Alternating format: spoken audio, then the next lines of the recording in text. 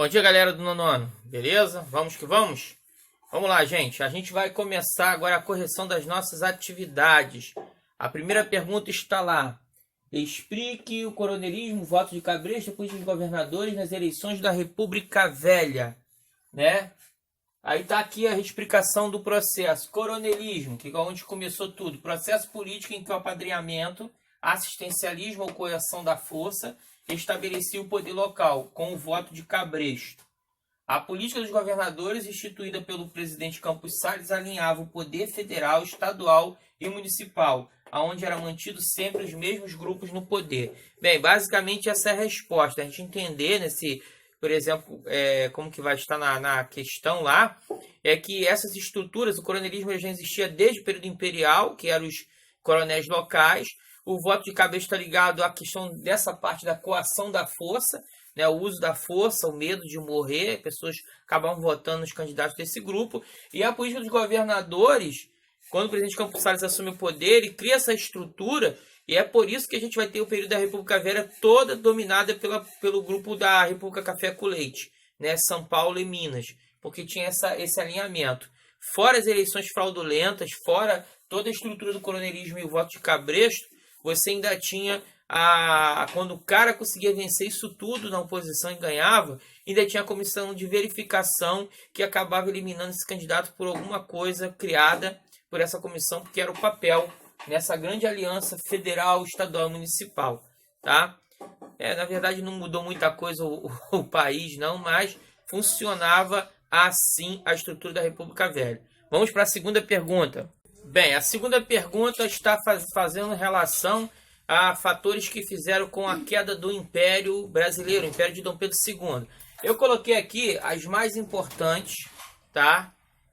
Vou falar das outras, mas aqui eu coloquei escrito aqui são as mais importantes. Vamos acompanhar. Primeiro aqui, ó, o movimento republicano com a formação dos partidos republicanos, né? Partido Republicano Paulista, Partido Republicano Mineiro, né? E toda aquela manifestação de movimento republicano. Segundo, os militares, que parte deles exigiam mais espaço no cenário político nacional, né, devido à vitória na Guerra do Paraguai, os mais antigos. E o outro grupo que considerava a monarquia sinal de atraso. Esse grupo, por exemplo, era o grupo dos mais jovens, da Academia Militar, né, liderado por Benjamin Constant. E o estopim foi a mudança do ministro de guerra. Foi colocado um desafeto do Marechal Deodoro da Fonseca, que aí foi o estopim da separação entre os militares e o imperador, né? Tanto é que quem proclama a república é um golpe militar, um golpe civil-militar, coordenado por Marechal Deodoro da Fonseca, antigo monarquista e amigo pessoal do imperador Dom Pedro II. A terceira questão aqui, os cafeicultores escravistas aborrecidos com a Lei Áurea, né? Teve aquelas leis até chegar na Lei Áurea, que aí libertou todos os escravos, e a falta de uma indenização por parte do imperador. Eles já não queriam que fosse assinada a Lei Áurea, mas já que foi assinada, eles esperavam uma indenização por parte do imperador, que nunca aconteceu, né? Então, essas são as questões. Agora, é claro que a gente tem outras questões que vocês podem colocar aqui, são duas, eu coloquei três. Poderia usar a questão Christ, que era aquela questão que vai enfraquecer o imperador externamente com a indisposição com a Inglaterra, né, por causa do navio que afundou lá e o pessoal, né, saqueou ele, a população.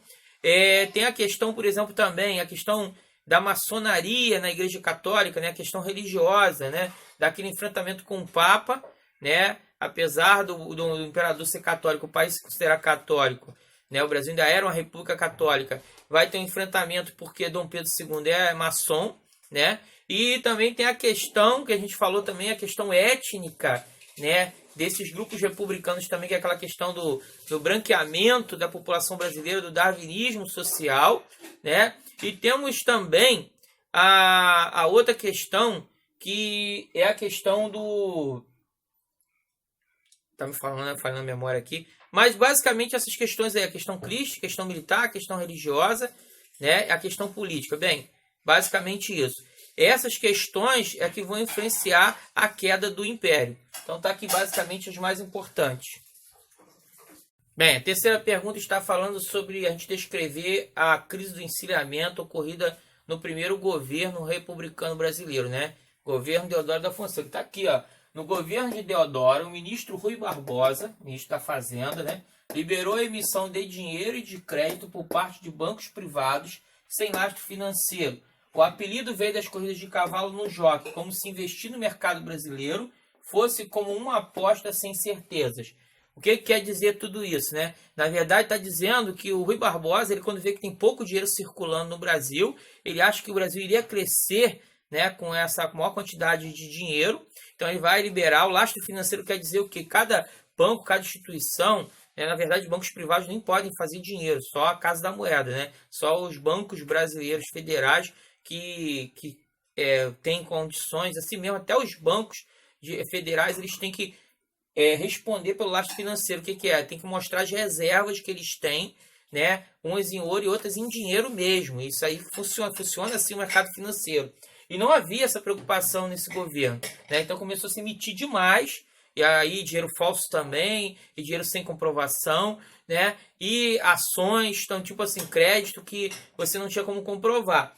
Então era como se você apostasse um cavalo azarão, você escolhia uma empresa para investir, você não sabia se aquela empresa era verdadeira, se ela tinha lastro financeiro para se sustentar, então de repente você estava comprando, né, gato por lebre, estava sendo enganado. Então parecia ser uma aposta, igual você chegava no jogo lá, escolhia o cavalinho e apostava ali, ou você ganharia muito ou perderia tudo.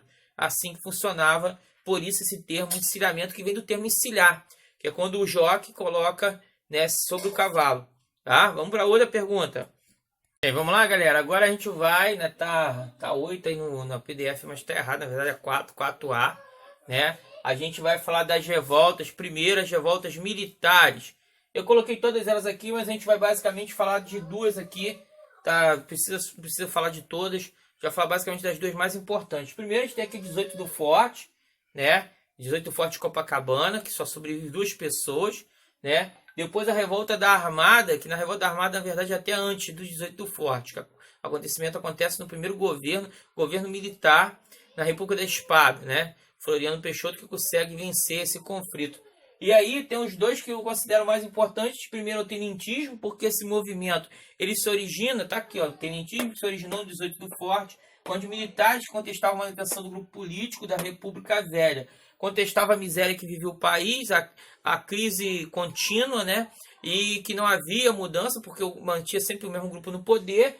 E ele vai seguir com a coluna Prestes. Por quê? Esse tenentismo vai ser muito importante no golpe civil-militar de 1930, ou Revolução de 1930, né? Mas depois vai se tornar oposição também ao governo varguista, né? E a revolta da Chibata, contra o racismo e as punições cruéis que submetiam os marinheiros pobres e negros na Marinha do Brasil, que recebiam castigos físicos. Todas as punições deles, muitas vezes, eles recebiam no chicote, na chibata, ali no próprio, né, na parte do navio do convés. Então, eles sofriam todo tipo de castigos e punições. E o negro também não tinha possibilidade de chegar ao oficialato, né? Era só marinheiro mesmo, em funções, só funções que ninguém queria. Na verdade, não havia nenhuma possibilidade de crescimento do negro. E o grande nome dessa revolta é o João Cândido, vai ser conhecido como Almirante Negro, até imortalizado numa das músicas do famoso cantor, né? É um cantor da MPB que vai fazer uma música sobre o Almirante Negro. Quando eu lembrar o nome, eu falo para vocês. Vamos seguir.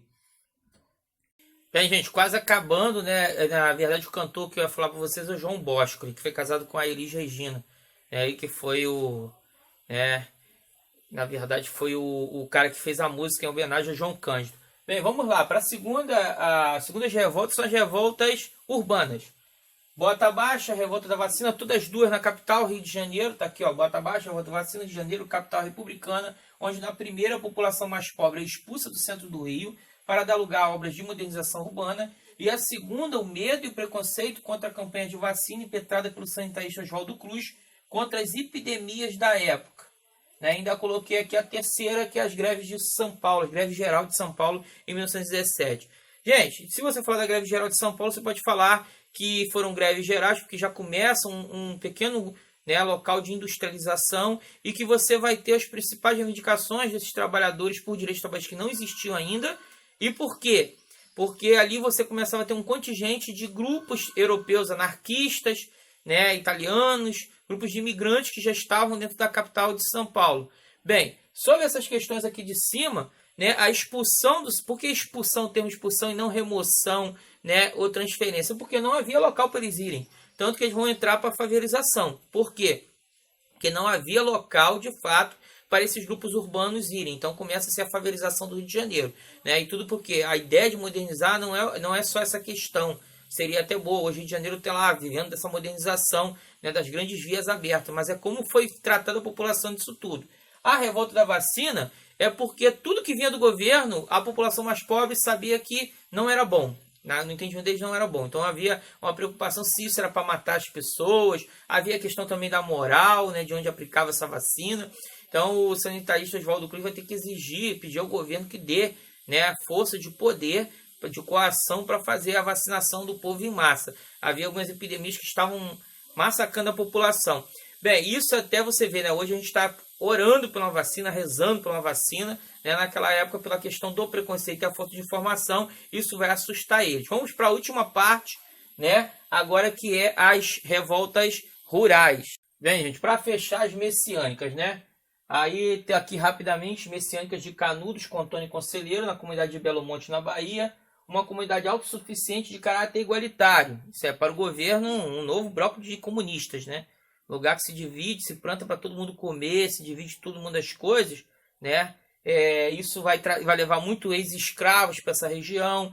Muitas das pessoas pobres e miseráveis da região do Nordeste vão partir. Isso vai crescer de uma forma assustadora, até que o governo, tanto que vai ter que fazer várias expedições para poder vencer, né, a região de Canudos. A outra é do contestado, em uma disputa de poceiros, ferrovia, latifundiários, em uma disputa de fronteiras entre Paraná e Santa Catarina. O líder desse outro movimento é José Maria. Messiânicas porque eles são pregadores, né, de um cristianismo comunitário, né, falam muito da questão da igreja, fortalece esses traços da igreja. Então, essas aqui vão ser muito importantes porque são as duas mais faladas. E a gente botei aqui no finalzinho cangaço, que era uma forma de banditismo que vai acontecer também no Nordeste, que a gente tem a figura de Lampião e Maria Bonita, os mais importantes, né? Em que em alguns lugares esses grupos eram bem recebidos, em outros lugares eles eram extremamente aterrorizavam as populações. Então, basicamente, essas são as revoltas rurais. Gente, essa é a correção. A avaliação de vocês vai estar em cima dessas atividades, tá? É só estudar e tirar a nota máxima. Fiquem com Deus.